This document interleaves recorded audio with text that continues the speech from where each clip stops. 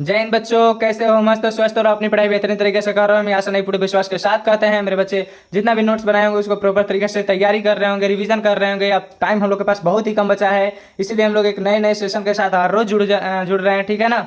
चलिए, आज भी एक नए सेशन के साथ जुड़े हैं। बेहतरीन सेशन है आज का सेशन। ठीक है ना? चलिए, जितना भी आपके पास ग्रुप है सब में शेयर कर दीजिए। जितना भी बच्चे हैं, जो जो नए बच्चे हैं, चैनल को सब्सक्राइब कर लेंगे। ठीक है ना? चैनल को सब्सक्राइब कर लेंगे क्योंकि मैं हर रोज यहाँ पे एक नई वीडियो के साथ आता रहता हूँ। आज से सेशन स्टार्ट होने वाला है एक महाकाल, मतलब समझिएगा बहुत बड़ी में आपका सेशन है। भौकाल कर सकते हैं, भौकाल कर सकते हैं। ठीक है ना? आज से सेशन स्टार्ट होना है 2011 से लेकर 2024 तक। जितना भी सेशन में आप लोग को पूछा है, जितना भी एग्जाम ने आप लोग के पास क्वेश्चन पूछा है, टोटल ऑब्जेक्टिव क्वेश्चन करा दिया जाएगा। पार्ट 1 पार्ट 2 3 का ऐसे ही लगभग इस बार 2025 के लिए हमने टारगेट बनाया है लगभग 500। इस बार टारगेट मेरा है कि लगभग 500 क्वेश्चन आप लोग को करा दिया जाए। जब तक एग्जाम हो नहीं जाता है, तब तक एग्जाम हो नहीं जा रहा है, तब तक मैं आप लोग को 500 सेट करा देना है। ठीक है ना? हर साल के टारगेट के अनुसार इस साल भी हम लोग टारगेट पर खरा उतरेंगे। ठीक है? जितना बच्चे नए नए बच्चे हैं चैनल को सब्सक्राइब कर लेंगे, वीडियो को लाइक कर देंगे और अपने पास जितना भी ग्रुप होगा और जितना भी आप लोग के दोस्त संगाती होंगे कम से कम शेयर कर दीजिए 2 लोगों के पास। ठीक है ना? चलिए, स्टार्ट किया जाता है। पहला क्वेश्चन देखिए और जवाब दीजिए। कितने बच्चे जवाब देते हैं हम देखते हैं। और जो जो भी बच्चे हैं सब लोग जवाब देंगे। ठीक है ना? जिसके शिखर पर चंद्र हो के लिए एक शब्द क्या होगा? शेखरम, शेखर चंद्र, या फिर चंद्रशेखर, या फिर चंद्रम शेखर, या फिर शेखर चंद्रमा। बोलिए राइट आंसर इसका क्या होगा? राइट आंसर इसका बी हो जाएगा। ठीक है ना? हाँ, सब बच्चे हाँ सही जवाब दे रहे हैं। राइट आंसर इसका बी। यही तो हलवा क्वेश्चन है, छोटा क्वेश्चन है, इसको तो आप लोग जवाब दे ही दीजिएगा। ये सब क्वेश्चन बैंक का क्वेश्चन है। ठीक है ना? पूछा हुआ क्वेश्चन है आपको, इसको तो आप छोड़ ही नहीं सकते हैं। अगर इस सबको आप छोड़ रहे हैं का मतलब आप बहुत बड़ा भूल कर रहे हैं, क्योंकि क्वेश्चन बैंक से ही हर साल क्वेश्चन को रिपीट करता है। ठीक है ना? चलिए देखते हैं अगला क्वेश्चन। अगला क्वेश्चन क्या है कि अमावस्या का विपरीत शब्द मतलब उल्टा शब्द क्या होता है? पूर्णिमा होता है, फिर कालिमा होता है, स्वेतिमा होता है, या सर्वग्रास होता है। बोलिए इसका राइट आंसर क्या होगा बच्चे? हाँ, जवाब देंगे सब देंगे। जितना बच्चे हैं सब जवाब देंगे। क्या होगा इसका right answer? Right answer A. हाँ गुड, ए होगा। ठीक है ना? पूर्णिमा होगा, पूर्णिमा। ठीक है? ठीक है ना? पूर्णिमा। बी नहीं, बी नहीं, बी नहीं, कालिमा नहीं, कालिमा नहीं, बी होगा, ए होगा पूर्णिमा। अमावस्या का विपरीत क्या होगा? पूर्णिमा। चलिए अगला देखते हैं 3 नंबर। 3 नंबर तो एकदम आसान क्वेश्चन है, आप लोग दे सकते हैं एकदम। हाँ, ये तो वर्ड विचार का क्वेश्चन है। ठीक है ना? क का उच्चारण स्थान है, क का उच्चारण स्थान का है, कंठ है, तालु है, मूर्धा दांत है, मूर्धा है। इसका राइट आंसर क्या होगा? राइट आंसर क्या होगा? हाँ, कमेंट में जवाब दीजिए। अच्छा, मैं हर क्वेश्चन को एक्सप्लेन भी करते चलूंगा। ठीक है ना? कोई दिक्कत नहीं है ना? सब बच्चों को एक्सप्लेन करूंगा तो और ज्यादा समझ में आएगा। ठीक है? इसका राइट आंसर ए होगा। ठीक है? सब बच्चे बड़े में जवाब दे रहे हैं, ए होगा। ठीक है ना? अब देखिए कंठ में कौन कौन आता है? तो कवर्ग आ जाता है, पूरा कवर्ग, जितना भी क से लगाई अंग तक है पूरा कवर्ग आ जाएगा। ठीक है ना? अच्छा, तालु किस में आता है? चवर्ग में। चवर्ग में ना, तालु आता है चवर्ग में। अच्छा, मुर्दा आता है काम में? टवर्ग में। ठीक है ना? टवर्ग में। तवर्ग में कौन आता है? तवर्ग में दंत आता है। ठीक है ना? अगर तथद में का कोई भी पूछ दिया तो आपको दंत मारना है, टठद में का कोई भी पूछ दिया तो आपको क्या मारना है? मुर्दा मारना है, मुर्दा। ठीक है ना? तालु जैसे पूछ दिया चषे में का तो तालु मारना है, कखा में का पूछ दिया तो आपको कंठ मारना है। ठीक है ना? चलिए अगला देखते हैं 4 नंबर क्वेश्चन। 4 नंबर क्वेश्चन क्या कह रहा है? 4 नंबर पढ़िए, जवाब दीजिए इसका। क्या कह रहा है 4 नंबर क्वेश्चन? कि सूती का संधि विच्छेद क्या होगा? सूती का संधि विच्छेद दीजिए बच्चे लोग, जवाब देंगे सब बच्चे। सूती का स प्लस हर्षव उ, स प्लस उक्ति, या फिर हर्षव उ प्लस उक्ति, या फिर दुर्घव उ प्लस उक्ति, या फिर तलाबी सु दुर्घव सु प्लस उक्ति। इसका राइट आंसर ई तो दुगो नहीं होगा, ये दोनों गलत दिया हुआ। ई दोनों में आपको छाटना है। ई दोनों में देखते हैं कौन बच्चा छाट पाते हैं। ई दोनों में ही छाटना हम लोग को, कौन सा ही होगा। ठीक है ना? बच्चा इसी में छाटेंगे। चलिए कोई बच्चा जवाब देगा? हाँ हाँ, नहीं, ई वाला राइट आंसर बी हो जाएगा। राइट आंसर इसका क्या होगा? बी होगा। क्यों बी होगा? तो देखिए ये हर्षव उ है, इधर हर्षव उ है, तो हर्षव उ प्लस हर्षव उ मिलकर क्या बनता है? दुर्गा उ। ठीक है ना? हर्षव उ मिलकर हर्षव उ प्लस हर्षव उ मिलकर दुर्गा उ बनता है। ठीक है ना? चलिए 5 नंबर क्वेश्चन का जवाब देते हैं। 5 नंबर, जितना भी बच्चे जुड़े हैं सब लोग सेशन को लाइक कर देंगे और वीडियो को ज़्यादा से ज़्यादा लोगों के पास शेयर करेंगे। जो नए बच्चे हैं चैनल को सब्सक्राइब कर लेंगे, क्योंकि मैं हर रोज यहाँ पे एक नई सेशन के साथ जुड़ता हूँ आपके तैयारी को और बेहतर बनाने के लिए। ठीक है ना? यथाशक्ति कौन सा समास है? यथाशक्ति ये समास पढ़ाए हैं, आप देख लीजिएगा। ठीक है ना? यथाशक्ति कौन सा समास है? कर्मधारय, अव्ययी भाव, द्वंद्व, या फिर बहुब्रीहि। बोलिए इसका राइट आंसर क्या होगा?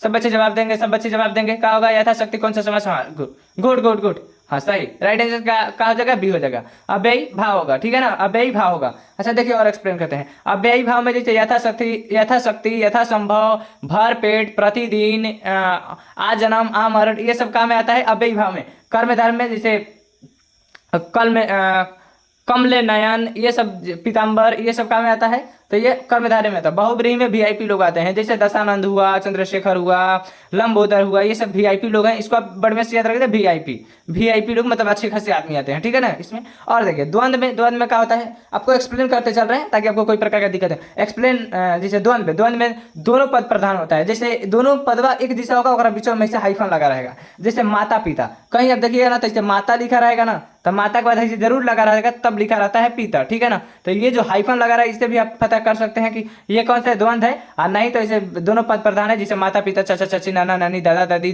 सेंधपति, समझ गया ना। अच्छा, अब क्वेश्चन ये भी पूछता है कि अव्ययी भाव समाज में तो पूर्व पद प्रधान होता है, ठीक है ना। पूर्व मतलब पहले वाला पद प्रधान होता है।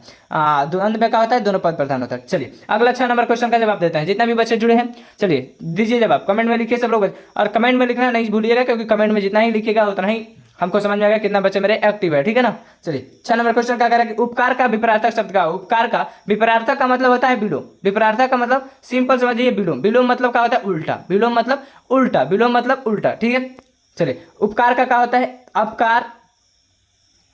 उपकार का क्या होता है, अपकार, सत्कार या फिर आभास या फिर आदर। इसका राइट आंसर क्या है, हाँ गुड, ए होगा। चलो सब बच्चे सही दे रहे हैं, सब बच्चे सही दे रहे हैं जवाब, ठीक है ना। उपकार का अपकार। चलिए 7 नंबर क्वेश्चन देखते हैं बाबू। 7 नंबर क्वेश्चन का तक, जो कुछ नहीं जानता हो के लिए एक शब्द क्या होता है, सर्वज्ञ, अल्पज्ञ, बहुज्ञ या फिर आज्ञ। तो देखिए जो कम जानता हो उसके लिए हम लोग अल्पज्ञ बोलते हैं, जो सब कुछ जानता है उसके लिए सर्वज्ञ बोलते हैं, और जो कुछ नहीं जानता उसके लिए अज्ञ बोलते हैं, ठीक है ना। जो सब कुछ जानता है उसको सर्वज्ञ, जो बहुत कम जानता है उसको अल्पज्ञ, और जो कुछ भी नहीं जानता है उसको अज्ञ बोलते हैं, ठीक है ना। चलिए 8 नंबर क्वेश्चन देखते हैं। 8 नंबर क्वेश्चन क्या कहते हैं, सरस्वती का पर्यायवाची शब्द क्या होगा, सरस्वती माँ सरस्वती के सब लोग वंदना करेंगे ताकि अच्छा से अच्छा नंबर आए, ठीक है ना। चलिए 8 नंबर क्वेश्चन को देखते हैं। 8 नंबर क्वेश्चन, सरस्वती का विपरीतार्थक पर्यायवाची मतलब होता है एक चीज को कातना नामों से पुकारा जाता है, जैसे शारदा, चंचला, इल्ला, रजनी। तो इसका राइट आंसर क्या हो जाएगा, ए, राइट आंसर, ठीक है। शारदा, जैसे शारदा भी बोलते हैं सरस्वती को, बीड़ा पाणिनी भी बोलते हैं, हंसवाहिनी भी बोलते हैं, सरस्वती भी बोलते हैं। अच्छा चंचला का चीज का होता है, कमेंट में सब बच्चे लिखेंगे चंचला, सब बच्चे लिखेंगे क्या होगा चंचला किनका है पर्यायवाची शब्द है, तो लक्ष्मी का, ठीक है ना, लक्ष्मी का, ठीक है, भूलिएगा नहीं, लक्ष्मी का, ठीक है। 8 नंबर क्वेश्चन, हाँ वही क्वेश्चन है, कहता ना, हाँ वही क्वेश्चन, ठीक है ना। इसका राइट आंसर क्या हो जाएगा, शारदा। चलिए 9 नंबर क्वेश्चन देखते हैं। 9 नंबर, प का उच्चारण स्थान, देखिए उधर हम बताए हैं आप लोगों को, प का उच्चारण स्थान आप लोग बता दीजिए, प का उच्चारण स्थान बता दें, कौन बच्चा बताएंगे, कमेंट करेंगे, क्योंकि उधर हम आप लोग को बताए हैं, पूरा एक्सप्लेन करते चल रहे हैं ताकि आगे क्वेश्चन आने वाला क्वेश्चन, क्योंकि हम लोग को ये तो पहला सेट है ना, आप लोग को लगभग 500 सेट करा देना है। एग्जाम से लगभग 1 घंटा पहले आप लोग को छोड़ेंगे, हर रोज आप लोग को एक दिन में 2-3 सेट पहुंचा आप लोग के बीच शेयर करेंगे, ठीक है ना। चलिए बोलिए क्या होगा, प का उच्चारण स्थान दांत, कंठ, ओष्ठ, तालु। तो इसका राइट आंसर क्या होगा, सी होगा, ठीक है ना, सी होगा, ओठ होगा। अच्छा दंत ले कौन किया जाता है, कंठ से कौन, तालु से। देखिए एक्सप्लेन कर देते हैं एक बार और, कंठ से किया जाता है कवर्ग, कवर्ग, ठीक है ना। तालु से किया जाता है चवर्ग, दंत से किया जाता है तवर्ग, ठीक है ना। और ओठ से किया जाता है पवर्ग, ठीक है ना। और मूर्धा से किया जाता है टवर्ग, मूर्धा से पूछेगा तो टवर्ग किया जाता है, ठीक है ना, टवर्ग। चलिए अगला देखते हैं, ठीक है। अगला क्या कर रहे हैं, 10 नंबर क्वेश्चन क्या कर रहे हैं, पढ़िए और जवाब दीजिए। लगभग 50 क्वेश्चन है, ठीक है ना। चलिए देखिए 10 नंबर क्वेश्चन क्या कर रहा है, 10 नंबर क्वेश्चन को पढ़िए और जवाब दीजिए। 10 नंबर क्वेश्चन कह रहा है कि देवकन्या कौन सा समास है, देवकन्या बताइए। समास पढ़ाया गया है, देख लीजिए देवकन्या कौन सा समास है, कर्मधारय या फिर तत्पुरुष या व्यय भाव या फिर द्वंद्व। तो देवकन्या, अच्छा देवकन्या को तोड़िए, देव की कन्या, ठीक है ना, कन्या। तो इसमें क्या है, इसमें कारक चिन्ह छुपा है कि नहीं, देव की छुपा है कि नहीं, तो की क्या है, कारक चिन्ह। तो कारक चिन्ह कावना में रहता है, कारक चिन्ह कावना समास में छुपा हुआ रहता है, बोलिए। चलिए तत्पुरुष, ठीक है ना, राइट आंसर, गुड। सब बच्चे सही जवाब दे रहे हैं, ठीक है। चलिए अगला देखते हैं, अगला क्वेश्चन देखा जाए। अव्ययी भाव, इसको एक्सप्लेन तो कर ही दिए हैं, जैसे अव्ययी भाव में आएगा यथासंभव, यथाशक्ति, भरपेट, ठीक है ना। चलिए द्वंद्व में दोनों समास जिसे दोनों पद प्रधान रहेगा। चलिए अगला देखते हैं क्वेश्चन 11 नंबर। 11 नंबर क्वेश्चन क्या करे बाबू, 11 नंबर क्वेश्चन का जवाब देंगे। आजकल भारतीय पहनावे बदल गए हैं, इस वक्त में पहनावे कौन सा संज्ञा है, इस पंक्ति में इसको लिखा है पंक्ति, ठीक है ना, ये पंक्ति लिखा है, ठीक है। इस पंक्ति में पहनावे कौन सा संज्ञा है, जातिवाचक संज्ञा, व्यक्तिवाचक, भाववाचक, समूहवाचक। समूह, व्यक्ति, जाति सब तो इसमें नहीं होगा, ये सब संज्ञा नहीं है, भाववाचक संज्ञा है, ठीक है ना। ये किसी के भाव के बारे में बता रहा है कि उसकी पहनावा ओढ़ावा कैसी है, ठीक है ना, भावभूषा के बारे में बता रहा है। चलिए 12 नंबर क्वेश्चन को देखते हैं। 12 नंबर क्वेश्चन को क्या कह रहा है, 12 नंबर क्वेश्चन जवाब दीजिए सब बच्चे जवाब देंगे। क्या कह रहा है 12 नंबर क्वेश्चन? 12 नंबर क्वेश्चन कह रहा है कि सब पुराने अच्छे नहीं होते, सब नए खराब नहीं होते। नहीं होते, ये पंक्ति किनकी है, नहीं मतलब ये उक्ति किसने लिखी है? विवेकानंद ने, या फिर रामकृष्ण परमहंस ने, फिर हजारी प्रसाद द्विवेदी ने, फिर कालिदास ने। इसका राइट आंसर क्या हो जाएगा? Right answer D. Right answer इसका क्या हो जाएगा? डी हो जाएगा। सब बच्चे जवाब देंगे। चलिए जो नए बच्चे जुड़े हैं वो अपने चैनल को सब्सक्राइब कर लेंगे, वीडियो को लाइक कर कम से कम लोगों के पास शेयर कर देंगे, 2-3 लोगों के पास शेयर कर देंगे। जितना भी आपके पास ग्रुप है, आप लोग के दोस्तों का ग्रुप है, उसमें शेयर कर दीजिएगा, ठीक है ना। चलिए कह दीजिएगा कि क्योंकि आज से स्टार्ट होना, क्योंकि आज से नहीं रटिएगा तो फिर आगे जाके पछताइएगा। कम से कम यहाँ पे आप लोग को 500 लगभग 500 आप लोग को सेट करवाएंगे, 500 सेट करवा देंगे। जो में उससे बाहर क्वेश्चन नहीं है, आप लोग को एग्जाम से पहले 1 घंटा तक करवाते ही रहेंगे, ठीक है ना। हर रोज 2-3 आप लोग को सेट मिलेगा। तो चैनल को सब्सक्राइब करके आप बेल आइकन को ऑन कर लीजिएगा, ठीक है ना। चलिए ये कालिदास का होगा, ठीक है ना। अब इसमें से क्वेश्चन पूछ लेते हैं, एक्सप्लेन करते चलते हैं। अच्छा, हजारी प्रसाद द्विवेदी द्वारा लिखा हुआ पाठ कौन है?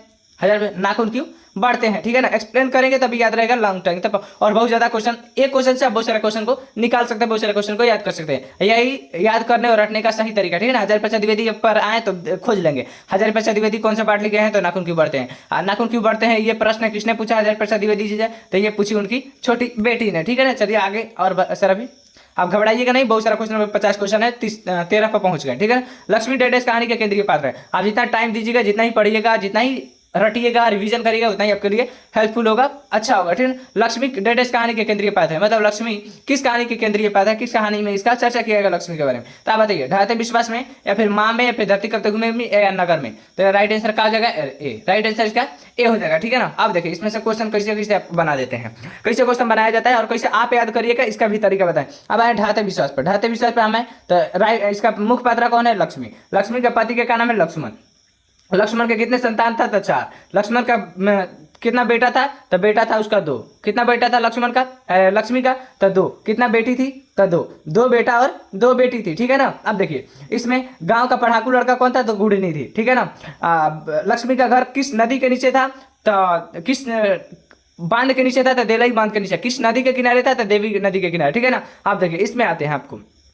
अच्छा, ढाते विश्वास में और बताते हैं, जैसे किस माता जी का उसमें पूजा होता है? तो माता चंडेश्वरी का। कहाँ मंदिर होता है? तो टीले पर, ठीक है ना। इसमें क्या चीज का समस्या है? तो बाढ़ की समस्या है। कहाँ के जन जीवन का चित्रण किया गया है? तो उड़ीसा का। ये कैसी कहानी है? तो उड़िया कहानी है। इसका लेखक कौन है? तो 7 कोड़ी होता है, ठीक है ना। ऐसे याद करने का सही तरीका, ठीक है ना, सही तरीका यही है। चलिए और आगे देखते हैं, और आगे क्वेश्चन क्या कह रहे हैं।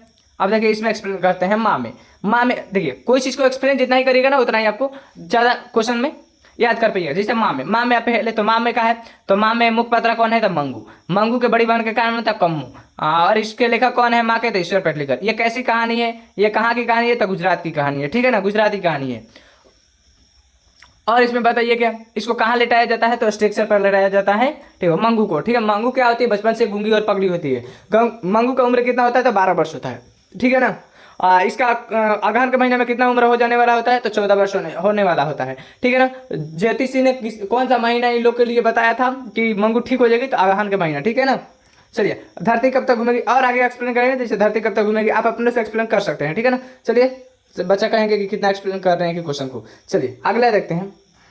हाँ 14 गुणनिधि कर, सॉरी बाबू, गुणवाचक विशेषण का उदाहरण है 3 किलो 4 अधिक फिर अच्छा। तो इसका राइट आंसर क्या हो जाएगा? राइट आंसर डी होगा। सब अच्छे जवाब देंगे, डी हो जाएगा। अब देखिए क्यों? क्योंकि अच्छा मतलब किसी के गुण के बारे में बता रहा है, ठीक है ना, अच्छा है। अतः 3 किलो ये क्या हो जाएगा? परिमाण हो जाएगा, ठीक है ना, परिमाणवाचक विशेषण। अब 4 क्या हो जाएगा? तो संख्यावाचक विशेषण। अब यहाँ क्वेश्चन ऐसे बनता है, अब ऐसे बना सकते हैं। विशेषण का अगर आपसे परिभाषा पूछते हैं तो बोलना है कि संज्ञा तथा सर्वनाम की विशेषता बतलाने वाले शब्द को विशेषण कहते हैं। विशेषण 4 प्रकार के, कौन कौन? तो गुणवाचक विशेषण, परिमाणवाचक विशेषण, संख्यावाचक विशेषण और सर्वनामिक विशेषण, ठीक है ना। यहाँ से इसे बना सकते हैं। चलिए देखते हैं कौन। 15 नंबर, स्वर संधि का उदाहरण नहीं है। स्वर संधि का उदाहरण नहीं है गिरीश, महेंद्र, इकाई, फिर वाग्पति। इसका राइट आंसर क्या हो जाएगा? सी हो जाएगा। राइट आंसर इसका क्या हो जाएगा? सी हो जाएगा। चलिए अगला देखते हैं 16 नंबर क्वेश्चन क्या करेंगे। सदियों की ठंडी बुझी राख सुबह उठी मिट्टी सोना की ताज महल इठलाती है। सदियों की ठंडी बुझी राख सुबह उठी मिट्टी सोना की ताज महल इठलाती है। यह पंक्ति किसने लिखी है? कहने का क्वेश्चन मतलब ये है। तो दिनकर ने, निराला ने, महादेवी ने, अज्ञा ने।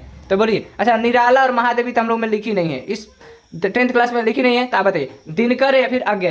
तो देखिए दिनकर के द्वारा कौन सा पाठ लिखा गया था? जनतंत्र का जन्म। जनतंत्र का जन्म। बोलते हैं ना कि सदियों की ठंडी बुझी राख सुबह उठी मिट्टी सोना की ताज पर हिलाती है, कि सिंहासन खाली करो कि जनता आती है। ये किसने लिखा है? तो ये दिनकर ने लिखा, ठीक है। अच्छा अज्ञेय ने कौन सा पाठ लिखा है? तो हिरोशिमा। ये कहाँ की हिरोशिमा में जापान पर कौन बम छोड़ता है? तो परमाणु बम कौन छोड़ता है? तो अमेरिका, ठीक है ना। चलिए अगला देता है 17 number question. 17 number question, Pandit Birju Maharaj का जन्म डेढ़ ईस्वी में हुआ था। कब हुआ था? तो 1935 में, 1935 में, 1936 में, 1937 में, 1938 में। तो इसका राइट आंसर क्या हो जाएगा बाबू? डी हो जाएगा। राइट आंसर क्या हो जाएगा? डी हो जाएगा। सब बच्चे जितना नए बच्चे हैं चैनल को सब्सक्राइब कर लेंगे, ठीक है ना। सब्सक्राइब करके बाबू कम से कम 2-3 लोगों के पास शेयर कर दीजिए, ठीक है ना। वीडियो को लाइक करके आगे बढ़ाइए, ठीक है। चलिए हर रोज मैं लेकर आते रहता हूँ सेशन, ठीक है। और बहुत ही बेहतरीन तरीके से मैं एक्सप्लेन करते चलता हूँ ताकि हमारे बच्चों को कोई प्रकार की दिक्कत ना हो। कम से कम 500 आप लोगों को सेशन लाएंगे, उसमें इतना ट्रेंड कर देंगे कि आप जाके एग्जाम हॉल में बैठिएगा, आपके पास क्वेश्चन मिलेगा तब लगेगा कि नहीं मैंने एक एक क्वेश्चन को रटा हुआ है, कहीं ना कहीं पढ़ा हुआ है, ठीक है ना। चलिए अशुद्ध शब्द है। अशुद्ध शब्द का है? कर्तव्य, श्रृंगार या फिर रोशनी या फिर दुरात्मा। अच्छा कर्तव्य ठीक लिखा है, रोशनी ठीक लिखा है, दुरात्मा। श्रृंगार ऐसे नहीं लिखा था, श्रृंगार गलती है। श्रृंगार, श्रृंगार किसे लिखा था बाबू? बोलिए श्रृंगार किसे लिखा था? श्रृंगार, श्रृंगार ऐसे लिखा था, हम बताते हैं किसे लिखा है। श्रृंगार, श्रृंगार, ठीक है ना। श्रृंगार ऐसे लिखा था पर यह श्रृंगार गलती है, ठीक है ना। अशुद्ध इस वक्त यही है, ठीक है ना। चलिए 19 नंबर क्वेश्चन देखते हैं। 19 नंबर क्वेश्चन, मैक्स मुलर ने डेट वर्ष की अवस्था में, मैक्स मुलर ने डैश वर्ष की अवस्था में लिप्जिंग विश्वविद्यालय में संस्कृत का अध्ययन प्रारंभ किया। मतलब कितने वर्ष की अवस्था में मैक्स मुलर ने लिपजिंग विश्वविद्यालय में संस्कृत का अध्ययन प्रारंभ किया? 15 वर्ष की, 16 वर्ष की, 17 वर्ष या फिर 18 वर्ष। तो इसका राइट आंसर क्या हो जाएगा? राइट आंसर हो जाएगा डी, ठीक है ना। राइट आंसर क्या हो जाएगा? डी, 18 वर्ष की अवस्था में, ठीक है ना। अच्छा इसके बारे में और मैक्स मुलर कौन सा पाठ लिखे हैं? तो भारत से हम क्या सीखे? भारत से हम कैसे, इसकी विधा क्या है? तो ये एक प्रकार की क्या है? भाषण है। मैक्स मुलर कहाँ के रहने वाले? तो इटली के रहने वाले, ठीक है ना। ये एक प्रकार का भाषण लिखे हैं, ठीक है। चलिए देखते हैं 20 नंबर क्वेश्चन। 20 नंबर क्वेश्चन क्या करेगी? फ्रांस का प्रमुख कला केंद्र रहा है, फ्रांस का प्रमुख कला केंद्र रहा है एफिल टावर, एफिल टावर, अभिनव, एविदोनो, इनमें से कोई नहीं। तो इसका राइट आंसर क्या हो जाएगा? बोलिए बोलिए, सब अच्छे कमेंट करेंगे, क्या हो जाएगा? हाँ B, good good good, B होगा अभिनव। अच्छा ये अभिनव, अभिनव किसने लिखा है? अभिनव पाठ को किसने लिखा है? तो अशोक वाजपेयी, ठीक है ना, अशोक वाजपेयी। चलिए अगला देखते हैं क्वेश्चन। अगला क्वेश्चन क्या कर रहा है बाबू? अगला क्वेश्चन पढ़िए और जवाब दीजिए, फटाफट जवाब दीजिए। ये तो हलवा क्वेश्चन है, एकदम हलवा क्वेश्चन है। जिजित मैं निर्गत हूँ पाठ की विधा क्या है? साक्षात्कार, निबंध, कहानी, काव्य। साक्षात्कार मतलब जिजित मैं निर्गत हूँ पाठ की विधा क्या है? अच्छा हम यहाँ क्वेश्चन और एक्सप्लेन इसको करते हैं। जिजित मैं निर्गत हूँ पाठ को कौन लिखा है? जिजित मैं निर्गत हूँ पाठ को किसने लिखा है? बिरजू महाराज, ठीक है ना, बिरजू महाराज। अच्छा बिरजू महाराज का संबंध कहा है? कथक नृत्य से, ठीक है। अच्छा अपना बिरजू महाराज अपना साधीर के किसको मानते हैं? तो माँ को, ठीक है ना। अच्छा बिरजू महाराज का कितना उम्र हो रहा था कि उनके पिताजी का देहांत हो जाता है? तो 9.5 वर्ष, ठीक है ना, 9.5 वर्ष। आगे आप लोग को क्वेश्चन बहुत सारा क्वेश्चन मिलेगा, आप जितना ही एक चीज को एक्सप्लेन करिएगा ना उतना ही आपको ज्यादा याद रहेगा, ठीक है ना। अच्छा इसका राइट आंसर क्या हो जाएगा? हाँ सब बच्चे जवाब दे रहे हैं ए, ठीक है, सब बच्चे जवाब दे रहे हैं ए, ठीक है, ए हो जाएगा ए, साक्षात्कार। अच्छा निबंध, एगो कोई निबंध का नाम बता दीजिए जो निबंध लिखा हुआ है। काव्य, काव्य तो नहीं, कहानी, कहानी एगो दो का नाम रख दीजिए, ठीक है, सब ऐसे कमेंट में लिखे, ठीक है। 22 नंबर क्वेश्चन क्या है? 22 नंबर क्वेश्चन को पढ़िए और जवाब दीजिए इसको। ये तो एकदम, और देखिए ये क्वेश्चन को थोड़ा सा और आपको एक्सप्लेन करेंगे, आप टेंशन नहीं लीजिए क्योंकि एक एक क्वेश्चन पे मैं 4 से 5 क्वेश्चन का एक्सप्लेन कर दे रहा हूँ, मतलब 4 से 5 क्वेश्चन आपको याद करा दे रहा हूँ। अगर ऐसे याद कराते रहेगा तो 500 सेशन चलते चलते में आप एकदम एक मतलब पूरी तरह से ट्रेंड हो जाएंगे, ठीक है ना। चलिए सर, दुर्दांत मानवीय विभीषिका का चित्रण करने वाला कविता कौन सी है? एक वृक्ष की हत्या, अक्षर ज्ञान, या फिर हिरोशिमा, या फिर इनमें से कोई नहीं था, ये तो गलत है, ठीक है। एक वृक्ष की हत्या, अक्षर ज्ञान, हिरोशिमा। तो ये कहा ना दुर्दांत मानवीय विभीषिका का चित्रण करने वाला कविता कौन सी है? तो एक हिरोशिमा, ठीक है ना, हिरोशिमा। अच्छा हिरोशिमा पाठ को किसने लिखा है? तो सच्चिदानंद, वात्स्यायनंद, अज्ञेय। सच्चिदानंद, हीरानंद, वात्स्यायनंद, अज्ञेय, ठीक है ना, ठीक है। चलिए इसमें कहाँ पे परमाणु बम मारता है? कौन मारता है? अमेरिका। किस पे? तो जापान पे। अच्छा अक्षर ज्ञान, अक्षर ज्ञान के लेखक कौन है? अक्षर ज्ञान के लेखक कौन है? जवाब देंगे, कौन बच्चा जवाब देंगे? दीजिए कोई। अनामिका, हाँ अनामिका, ठीक है ना। अच्छा एक वृक्ष की हत्या के, एक वृक्ष की हत्या के कौन है? कुंवर नारायण, ठीक है, कुंवर नारायण, कुंवर नारायण, ठीक है ना, कुंवर नारायण, ठीक है। 23 नंबर क्वेश्चन का जवाब दीजिए। 23 नंबर, अधर्म में कौन सा उपसर्ग है? अच्छा उपसर्ग और प्रत्यय बताए हैं। उपसर्ग मतलब कोई चीज का आगे लगता है, प्रत्यय मतलब कोई चीज के पीछे लगता है। उपसर्ग मतलब आगे, प्रत्यय मतलब पीछे, ठीक है ना। अच्छा कह रहा है कि अधर्म में कौन सा उपसर्ग है, मतलब आगे वाला चीज पूछ रहा है। तो अधर्म में को तोड़िए, अ प्लस धर्म, यही ना टूटेगा, उग नहीं रहा है कलम यहाँ। अ प्लस धर्म, लीड खत्म हो गया। अधर्म में कौन सा उपसर्ग है? अ प्लस धर्म, ठीक है ना। तो इसमें राइट आंसर क्या हो जाएगा? ए हो जाएगा, राइट आंसर ए हो जाएगा, ठीक है ना। चलिए अगला इंक खत्म नहीं होता ना। हाँ ये ऐसा मार्कर है, इसका इंक खत्म नहीं होता है, डिजिटल बोर्ड है। चलिए अगला देखते हैं। 24 नंबर क्वेश्चन को देखते हैं। क्या कह रहा है कि लिखाई में कौन सा प्रत्यय है? अच्छा, प्रत्यय मतलब क्या बोलते हैं? पीछे। प्रत्यय मतलब पीछे, उपसर्ग मतलब आगे। तो यहाँ पे क्या पूछ रहा है? प्रत्यय। प्रत्यय में लिखाई, बोलिए लिखाई में दुर्गा ई आ रहा है, फिर आई आ रहा है, फिर खाई आ रहा है, फिर आई मतलब हर्षई आ रहा है।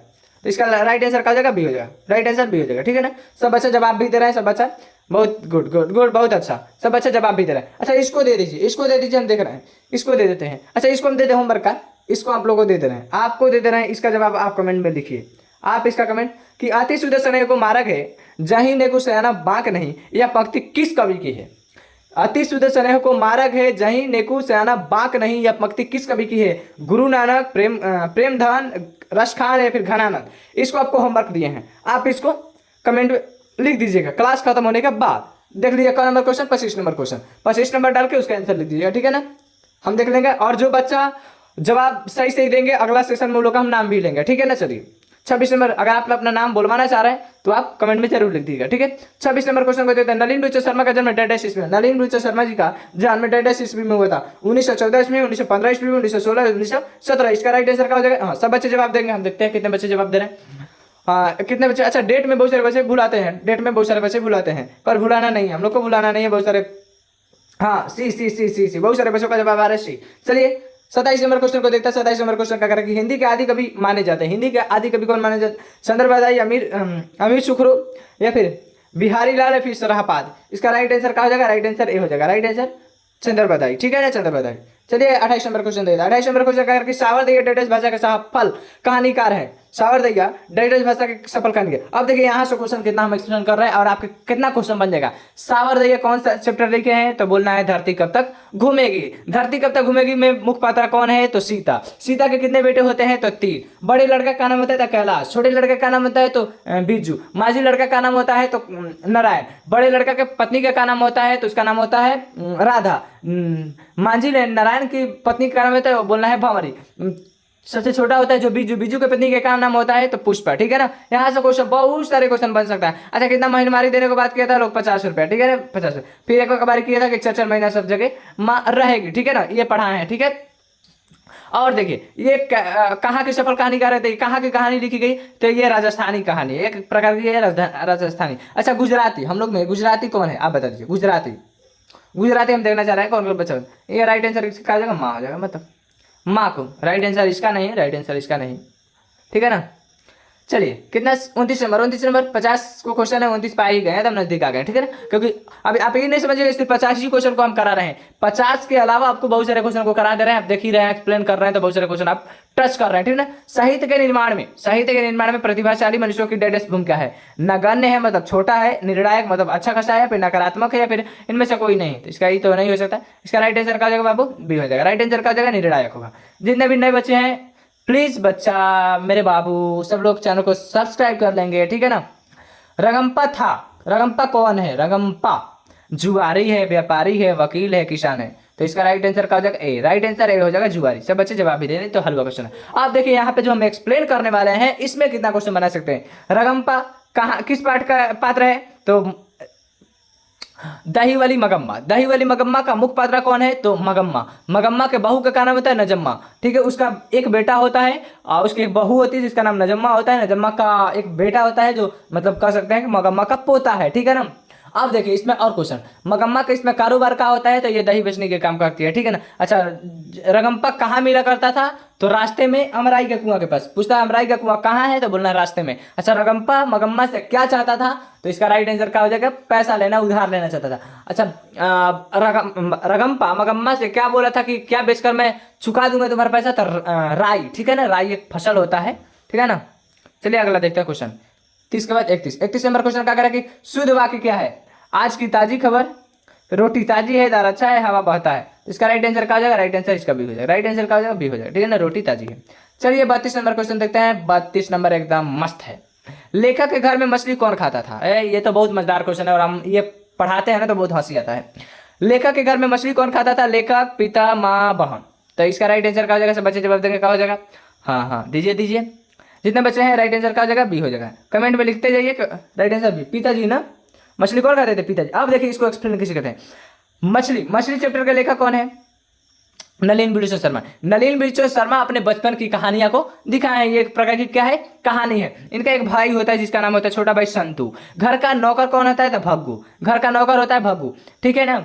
मछली पिताजी कितने बाजार से खरीदते हैं, तो 3। उसमें जिंदा कितना रहती है, तो 2। मरी हुई कितना रहती है, तो 1। दीदी के प्रेमी का क्या नाम होता है, तो नरेन, ठीक है ना। शहर से कितनी दूरी पर मुहारा नदी था, तो 3 मील दूरी पर, ठीक है ना। चलिए अगला क्वेश्चन देखा जाए। अगला क्वेश्चन 33 नंबर क्वेश्चन। 33 नंबर अच्छा, एक क्वेश्चन के साथ बहुत सारा एक्सप्लेन करना पड़ता है, तो थोड़ा बहुत याद भी करना पड़ता है ना, ठीक है। तो लेखक के रिश्तेदार ने बहादुर पर क्या आरोप लगाया, ये बहुत ही मजेदार क्वेश्चन भी है, और ये पाठ भी बहुत मजेदार है, ठीक है। लेखक के रिश्तेदार ने बहादुर पर क्या आरोप लगाया था बाबू, पैसा चुराने का, गहने चुराने का, अंगूठी चुराने का, मोती चुराने का। तो इसका राइट आंसर क्या हो जाएगा, ए हो जाएगा। राइट आंसर क्या हो जाएगा, पैसा चुराने का। अब देखिए क्वेश्चन यहाँ से क्या बनता है। अच्छा, बहादुर कहाँ का रहने वाला था, नेपाल का। बहादुर का पूरा नाम क्या था, दिल बहादुर। बहादुर पाठ के लेखक कौन है, तो अमरकांत। अमरकांत के पत्नी का नाम था तो निर्मला। उनके लड़का का नाम था, और लड़का का नाम था, कमेंट में लिख दीजिएगा, कमेंट में लिख दीजिएगा। और यहाँ से क्वेश्चन ऐसे बन सकता है, घर से कितने पैसा चुरा कर लेकर भागा था बहादुर, तो 2 रुपया हड़िया से, ठीक है ना।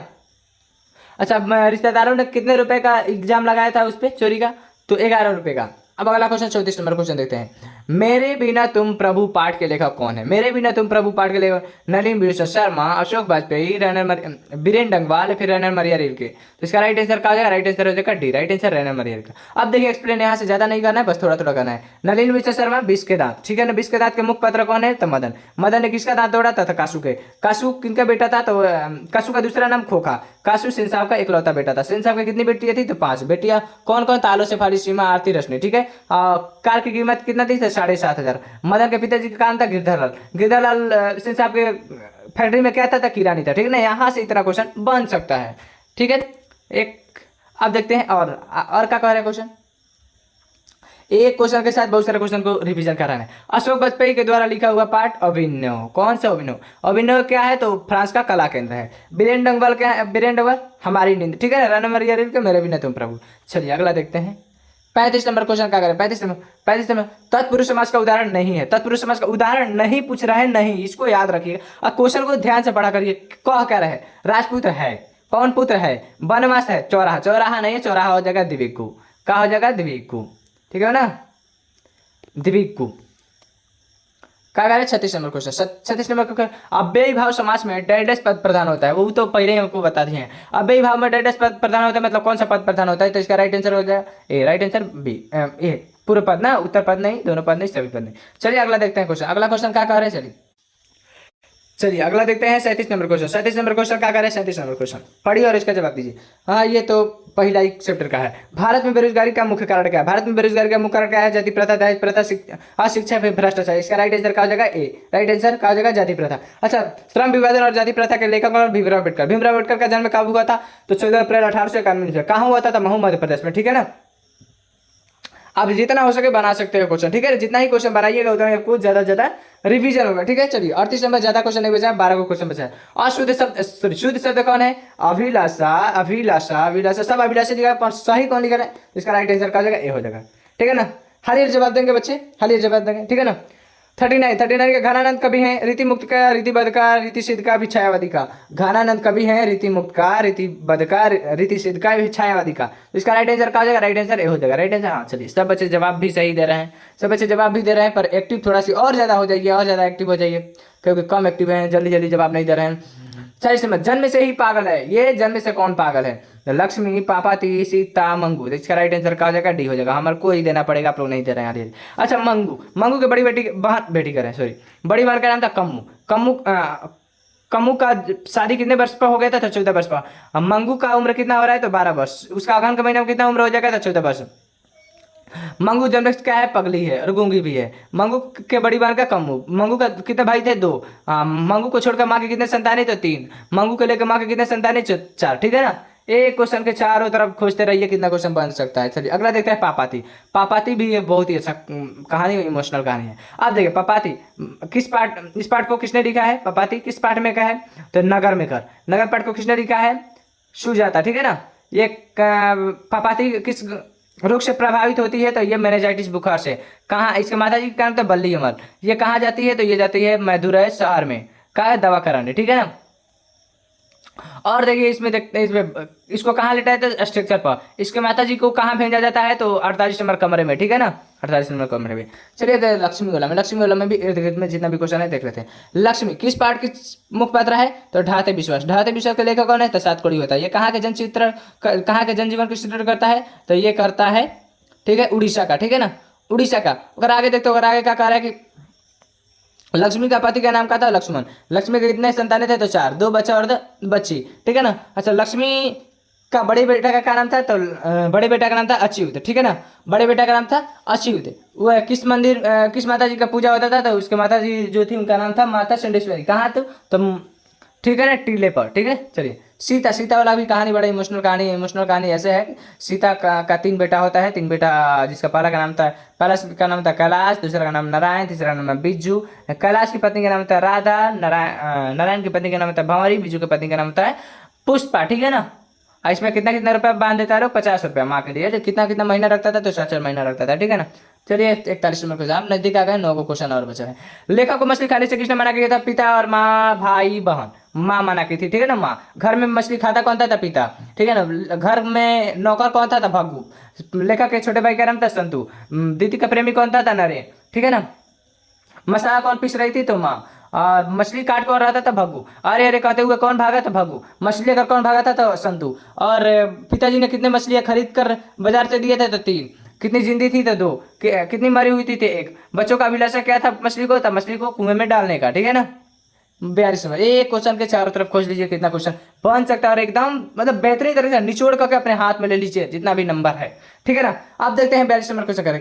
पंडित बिरजू महाराज 1.5 साल के थे तभी उनके पिताजी का देहावसान हो गया था, मतलब उनका देहांत हो गया था। अच्छा इसका जवाब हम पहले भी दे चुके हैं, क्या दिए हैं तो 9.5 वर्ष, 9.5 वर्ष, ठीक है, 10 वर्ष नहीं, 12 वर्ष नहीं, 13 वर्ष नहीं, ठीक है। अच्छा पहला बार बिरजू महाराज ने, मतलब लास्ट बार बिरजू महाराज ने अपने पिता के साथ कब किया था, कहाँ किया था, कहाँ किया था प्रोग्राम तो रामपुर में, ठीक है ना, रामपुर में। तो ये किनका सादे मानते थे तो अपनी माता को, ठीक है। और पंडित बिरजू महाराज किस चीज से जुड़े हुए थे तो कथक नृत्य से। पंडित बिरजू महाराज के द्वारा लिखा हुआ पाठ कौन सा है तो जित जित मैं निर्गत हूँ। पर ये क्या, इसकी विधा क्या है तो साक्षात्कार, ठीक है ना।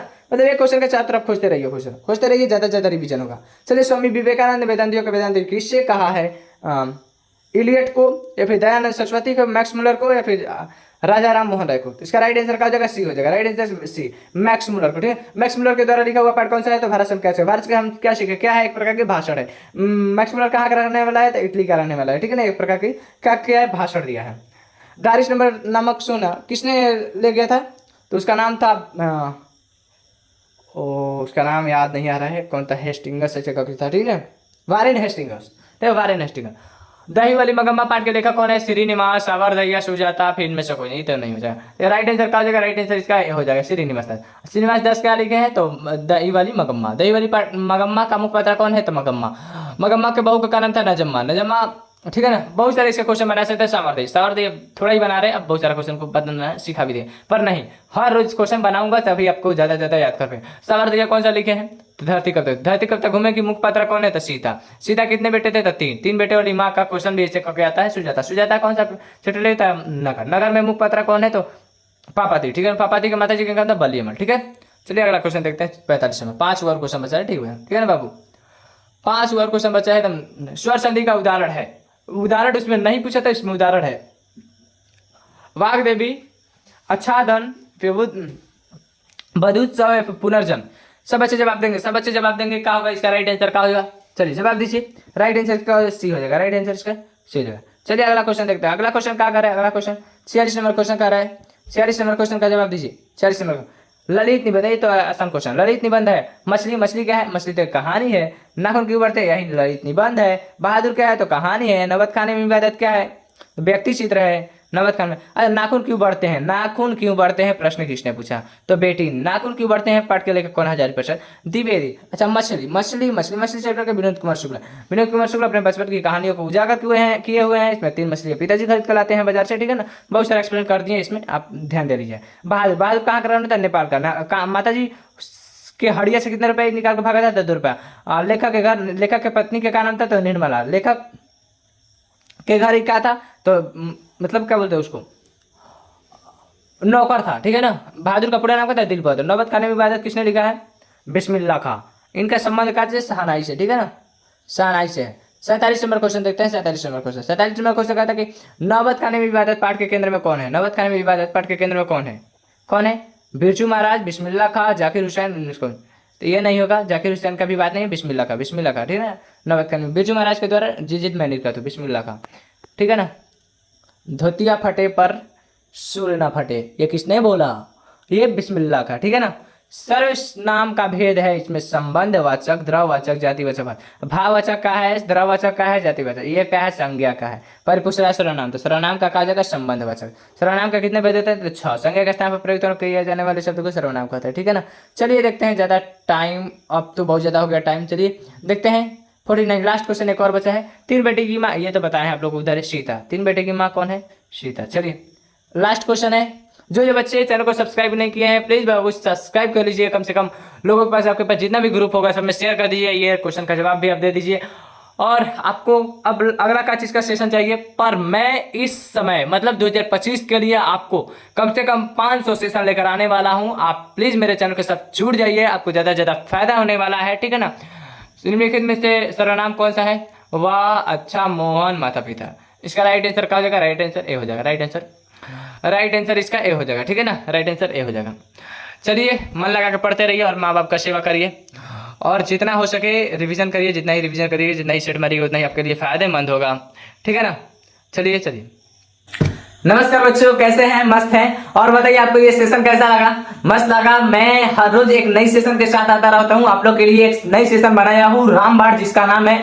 और मैं चाहता हूं कि ये सेशन से 2011 से लेकर 2024 तक जितना भी क्वेश्चन पूछा हुआ है सब क्वेश्चन को करा दूं। और मेरा टारगेट इस वर्ष 2025 के बच्चों के लिए मेरा टारगेट 500 सेट का है। अगर आप चाहते हैं इस सेशन के साथ जुड़ना तो प्लीज मेरे चैनल को सब्सक्राइब कर लीजिए और इस चैनल से जुड़ जाइए। आपको हर रोज 2 से 3 सेशन मिलेगा और आपने तैयारी को और बेहतर बना के, और जितना आपके पास व्हाट्सएप ग्रुप है सब दोस्तों के पास शेयर कर दीजिए, ठीक है। और बताइए अगला आपको क्या चीज का सेट चाहिए, कि उसकी मुझे 500 सेट का पूरा टारगेट बनाए हुए हैं, और मैं हर क्वेश्चन को एक्सप्लेन करते चलता हूं ताकि आपको कोई प्रकार का दिक्कत ना हो, ठीक है ना। मैं एक क्वेश्चन के पीछे 4-5 क्वेश्चन बता दिया करता हूं, ठीक है। तो आप ऐसा ही बेहतरीन अपना बनाना चाहते हैं तैयारी को, तो प्लीज मेरे चैनल को सब्सक्राइब कर लीजिए। जय हिंद, वंदे मातरम।